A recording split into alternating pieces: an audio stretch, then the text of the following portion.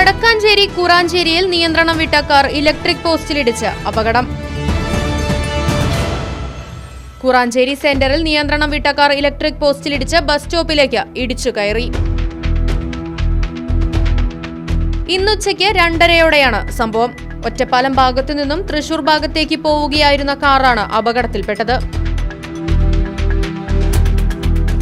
ഒറ്റപ്പാലം സ്വദേശിനിയായ വനിതാ ഡോക്ടറാണ് വാഹനം ഓടിച്ചിരുന്നത്. പ്രദേശത്തെ ബസ് സ്റ്റോപ്പിന്റെ ഇരിപ്പിടവും കൈവരികളുമെല്ലാം അപകടത്തിൽ തകർന്നു. ഇലക്ട്രിക് പോസ്റ്റ് തകർന്നതിനെ തുടർന്ന് മേഖലയിലെ വൈദ്യുത ബന്ധവും തടസ്സപ്പെട്ടു. വടക്കാഞ്ചേരി പോലീസ് സ്ഥലത്തെത്തി മേൽനടപടികൾ സ്വീകരിച്ചു. സംഭവത്തിൽ ആർക്കും പരിക്കില്ല.